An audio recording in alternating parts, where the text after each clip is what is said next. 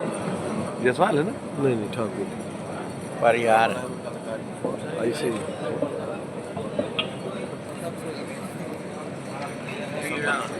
आवाज आ रही है? जी। आ रही है, सबको आ रही है? आ रही है। श्रमजीवी पत्रकार संघ के माननीय अध्यक्ष और इस कार्यक्रम के भी अध्यक्ष और आप सब के बीच में एक लंबे कालखंड से संरक्षक की भूमिका निभा रहे ऐसे हम सब के प्रिय माननीय श्री सलभ भदौरिया जी,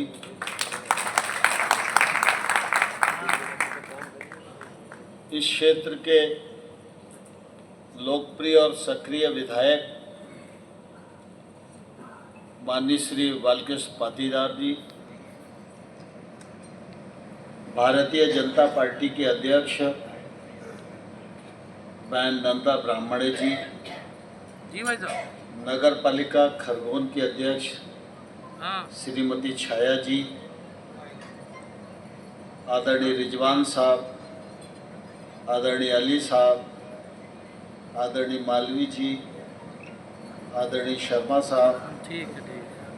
पूर्व विधायक अभी तो हमारे बाबूलाल महाजन जी, मैं बात करा राजकुमार दुबे जी, कोऑपरेटिव बैंक के पूर्व अध्यक्ष खरगोन के रंजीत डंडीर जी, और इस अवसर पर उपस्थित संघ के सभी पदाधिकारीगण और उपस्थित भाइयों और बहनों, आज आप सभी लोग 2 दिन से लगातार इस अधिवेशन में उपस्थित हैं और सलभ जी के सक्षम नेतृत्व में विभिन्न सामायिक विषयों पर विमर्श कर रहे हैं। आपका यह सम्मेलन उच्च निष्कर्षों के साथ पूर्णता को प्राप्त करे, इसके लिए मैं आप सबको अपनी ओर से बहुत बहुत बधाई देता हूँ, बहुत बहुत शुभकामनाएं देता हूँ। आज बहुत ही अच्छा अवसर है जब सम्मेलन का समारोह का दिन है, लेकिन आज ही के दिन सलभ भदौरिया जी का जन्मदिन है, अली साहब का भी जन्मदिन है, हमारे रंजीत डंडीर जी का भी जन्मदिन है, और जिनका मुझे नहीं मालूम उनका भी अगर जन्मदिन है तो उन सबको भी मैं आगामी भविष्य और सफल जीवन के लिए बहुत बहुत शुभकामनाएं देता हूं। सलभ भदौरिया जी एक लंबे कालखंड से पत्रकारिता के क्षेत्र में काम कर रहे हैं। पत्रकार होना, पत्रकार की भूमिका निर्वहन करना, ये एक पक्ष है, लेकिन पत्रकारों को संगठित रखना, उनके हितों की रक्षा करना, उनके सुख दुख में सहभागी होना और पालक की भूमिका निर्वहन करना, यह अपने आप में निश्चित रूप से बहुत ही कठिन कार्य है। लेकिन इस कार्य को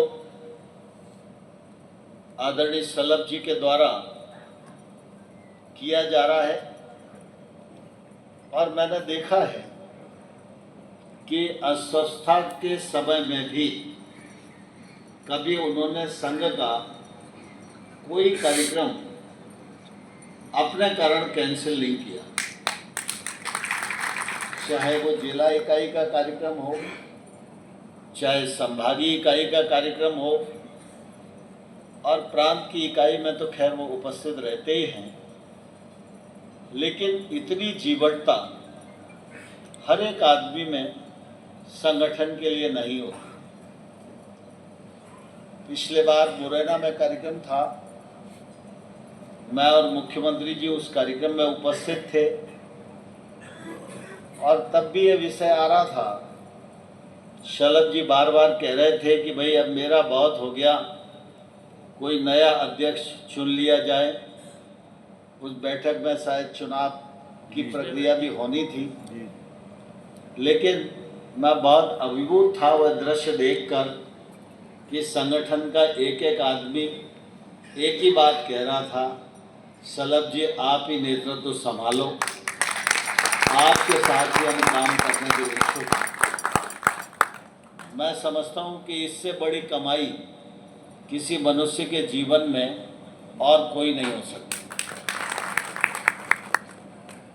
पदों की स्थिति तो ऐसी है कि आते और जाते रहते हैं, लेकिन मनुष्य के जीवन में और उसके हृदय में स्थान बन जाए, ये आखिरी सांस तक स्थायी रहता है, और यह जीवन की किसी भी व्यक्ति के लिए अमूल्य निधि होता है। शलभ जी सौभाग्यशाली हैं कि प्रदेश भर के तमाम सारे हमारे पत्रकार मित्रों का उनको स्नेह प्यार वर्षों से मिल रहा है, और आज भी मिल रहा है। आने वाले कल में भी उनका नेतृत्व सफलता के सोपान तक पहुँचे, यह हम सब लोगों की हार्दिक इच्छा है।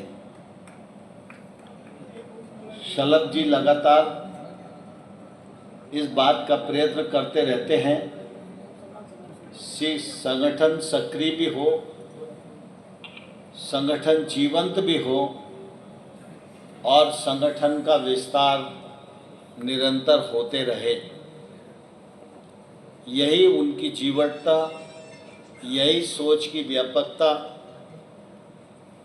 आप सभी लोगों को संगठन के सूत्र में बांधे हुए हैं। यद्यपि हम सब जानते हैं कि कर्म के बहुत सारे क्षेत्र हैं,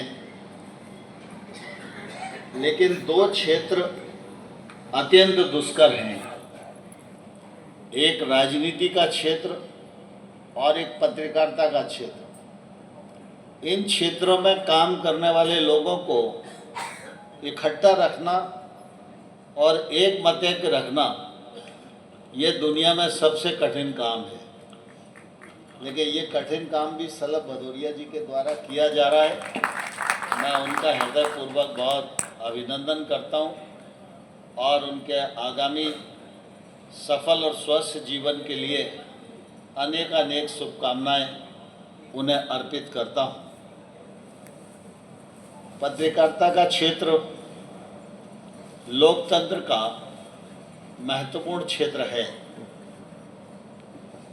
अभी अली साहब कह रहे थे कि हम सब पहले सरस्वती पुत्र थे और अब लक्ष्मी पुत्र हो गए,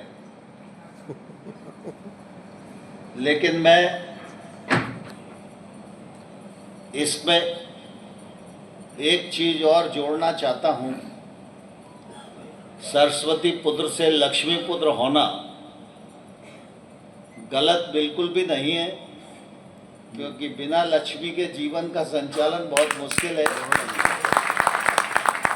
लेकिन लक्ष्मी जी भी साथ रहें, लेकिन मन और मस्तिष्क में सरस्वती जी भी हमेशा विराजमान रहें, यह हम लोगों की कोशिश बनी रहना चाहिए। जीवन में पत्रकारिता का क्षेत्र में अनेक प्रकार के उतार चढ़ाव आते हैं। आजकल किसी अखबार में काम करना, स्वतंत्रता पूर्वक काम करना, यह भी निश्चित रूप से कठिनाइयों से भरा रास्ता है और इसको सब लोग महसूस भी करते हैं।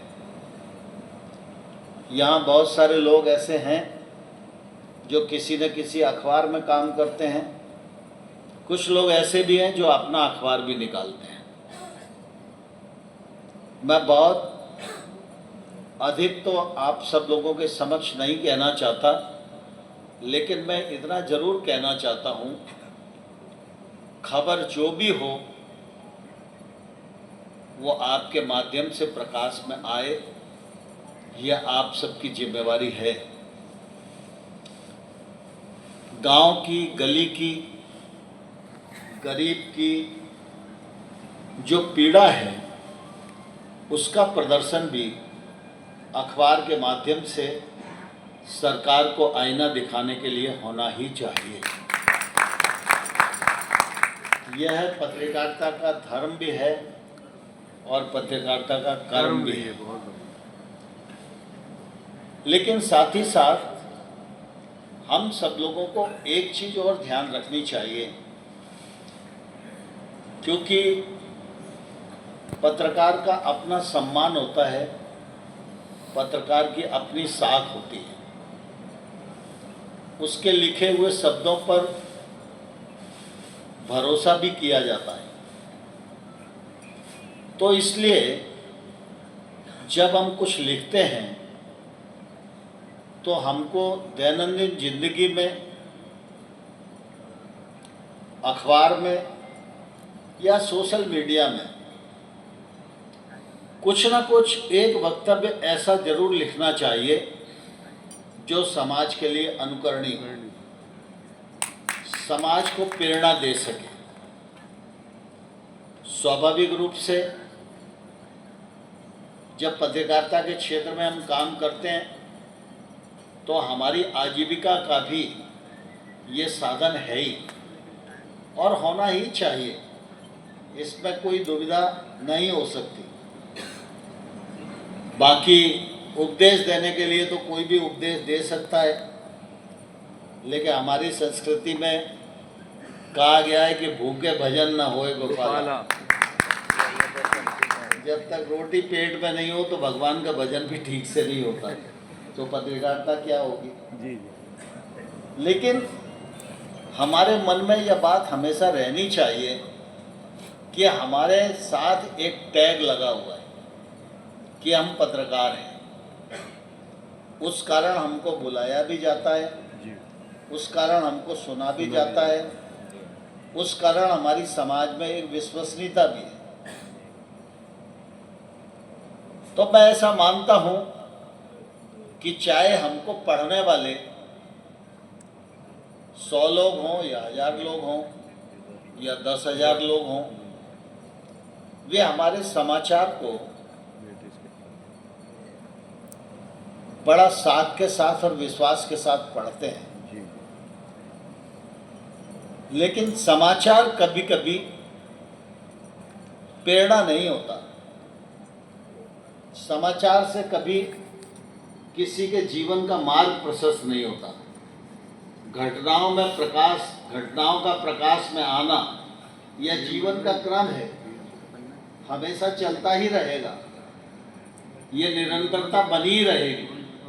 लेकिन सरस्वती माँ ने हमको बुद्धि और लेखनी प्रदान की है, तो हम सबकी जरूर कोशिश होनी चाहिए कि हम अपने अखबार में एक कॉलम ऐसा लिखें जिस कॉलम के साथ हमारी विश्वसनीयता में और 4 चांद लग जाए। बहुत बढ़िया। क्योंकि कुछ लोग ऐसे होते हैं गुरु पत्रकार भी रहे ना भाई, जो अखबार में अपना मतलब का ही मटेरियल पढ़ते हैं। सामान्य तौर पर आप सब भी महसूस करते होंगे, जो नौजवान हैं वो खेल का पन्ना देखते हैं जी या रोजगार का पन्ना देखते हैं, बाकी कौन मर गया कौन गिर गया बहुत दुनियादारी से लेना देना नहीं होता है। पुलिस के लोग हैं वो घटनाओं को देखते हैं, हमारे यहाँ घटना हो गई तो कैसे प्रस्तुत किया, पुलिस का पक्ष उसमें क्या है, हमारी कमी कहाँ रह गई, योजनाओं के क्रियान्वयन की सफलता और असफलता उसको संबंधित क्षेत्र के अधिकारी देखते हैं। और जो डिमांड अखबार के माध्यम से आती है, जैसे आपने कहा निवाड़ संभाग बनना चाहिए, तो निवाड़ संभाग बनाने में जिन लोगों की रुचि है उन्हें तो अच्छा लगता है, जिनकी रुचि नहीं है उनको कोई बहुत लेना देना नहीं है। कहते जब बनेगा तो बनेगा, नहीं बनेगा तो नहीं बनेगा, अपने को क्या फर्क पड़ता है। ऐसी भी मान्यता है लोगों की। तो मैं ऐसा मानता हूं कि अखबार में लोग अपनी रुचि का समाचार पढ़ते हैं, पूरे अखबार में रुचि नहीं रखते। एक वर्ग ऐसा भी है जो सिर्फ अखबार में समाचार नहीं पढ़ता, लेकिन वो संपादक ही पढ़ता है। वो उसके माध्यम से ये अंदाज लगाना चाहता है कि एक तो अखबार की आत्मा क्या बोल रही है, क्योंकि संपादकी को अखबार की आत्मा समझा जाता है, अखबार का स्वभाव समझा जाता है, अखबार की समझ समझी जाती है, अखबार के सोच की व्यापकता समझी जाती है, उसकी विशालता समझी जाती है। तो वो अखबार को अध्ययन करने के लिए भी संपादकी पढ़ता है। और कई बार कुछ लोग ऐसे होते हैं जो अपना ज्ञान वर्धन करने के लिए भी संपादकी पढ़ते हैं, और उसका निश्चित रूप से समाज में बहुत लाभ होता ही है, क्योंकि संपादकी में जो कुछ होता है वो एक तौर से अखबार की आत्मा होती है, ऐसा मैं मानता हूँ। इसी प्रकार से आप सब लोग इस क्षेत्र में काम कर रहे हैं, तो कोई सकारात्मक कॉलम, आध्यात्मिक कॉलम, चाहे 4 लाइन ही आए, लेकिन आप जीवन में अगर उसका क्रम बना लोगे तो आपकी आत्मबल बढ़ाने के लिए भी वो मददगार होगी, आपका मनोबल बढ़ाने के लिए भी मददगार होगी, आपकी ग्रोथ भी उससे बढ़ेगी। और जो लोग पढ़ेंगे उनमें से भी कई लोगों को प्रेरणा मिलेगी। शायद हमारी 4 लाइनें पढ़कर 10 लोगों को ही प्रेरणा मिले, तो 10 लोगों को अगर आप दिशा बदल सके तो मैं समझता हूँ ये आपके जीवन की बहुत बड़ी उपलब्धि होगी, और ये आप कर सकते हो, क्योंकि ये आपके कर्म और धर्म दोनों के नज़दीक है। पत्रकारिता के क्षेत्र में निश्चित रूप से कई प्रकार की समस्याएं भी हैं और रिस्क भी है। बाकी स्थानों पर व्यक्ति आजीविका के लिए काम करता है तो जो परिश्रम है उसका पारिश्रमिक उसको मिल जाता है, लेकिन पत्रकारिता के क्षेत्र में रिस्क भी रहती है, और कई बार ऐसा होता है कि जितना पारिश्रमिक मिलना चाहिए वो भी नहीं मिल पाता है। कई बार बुराई भलाई भी मिलती है, कई बार हमको अनेक प्रकार की परिस्थितियों का शिकार होना पड़ता है, और इसीलिए रिजवान जी कह रहे थे कि सुरक्षा कानून बनाया जाना चाहिए। यह बात सही है, सबके मन में है, और मुख्यमंत्री जी ने उस समय कहा था कि पत्रकारों को बुला के बात करेंगे। मैं ज़रूर उनसे बात करूंगा कि भाई आपने वचन दिया है तो उसको निभाओ, सब लोगों को बुला के बात करो, और उस मामले में हम क्या कर सकते हैं उस मामले में निश्चित रूप से आगे बढ़ने की आवश्यकता है। मैं आपकी इस बात से अपनी सहमति प्रकट करता हूं। आप सभी लोग इतने दूर दराज अंचल से यहाँ पधारे हैं, और निश्चित रूप से एक निश्चित उद्देश्य को लेकर पधारे हैं। आपने 2 दिन तक विमर्श भी किया है, जन्मदिन भी सलभ जी का मनाया है, तो निश्चित रूप से संगठित जब हम एकत्र आते हैं तो उस कार्यक्रम के आनंद का भी अनुभूत हम लोगों को होता ही है। यह आनंद की अनुभूति आपको खरगोन में प्राप्त हुई है, परशुराम चौहान जी और उनकी पूरी टीम ने बहुत अच्छे से इंतज़ाम करने की कोशिश की है। मैं काफ़ी दिन बाद खरगोन में आया और बीच में आया तो ऐसे होटल में आना नहीं हुआ, लेकिन इतना शानदार होटल में कार्यक्रम इन्होंने संपन्न कराया, इसके लिए मैं पूरी टीम को भी हृदयपूर्वक बहुत धन्यवाद देता हूँ। और आने वाले कल में जब हम फिर मिलेंगे तो आगे की बात करेंगे। श्रमजीवी पत्रकार संघ जीवंत संगठन इसलिए है कि खरगोन भी आना आसान नहीं होता और अनूपपुर और शहडोल जाना तो और आसान नहीं होता, लेकिन मैं इनके कार्यक्रम में, मुरैना तो मेरा क्षेत्र है तो इसलिए मैं जाना मेरे लिए आसान है ही, लेकिन दूरस्थ अंचलों में भी कार्यक्रम की आयोजना होती है, इतनी ही बड़ी संख्या में उपस्थित रहती है और विधिवत संगठन का संचालन होता है। इस पूरी सफलता के लिए, सांगठनिक सफलता के लिए मैं सलभ जी और आप सबको बहुत बहुत बधाई देता हूँ, बहुत बहुत शुभकामनाएं देता हूँ। धन्यवाद। जय भारत।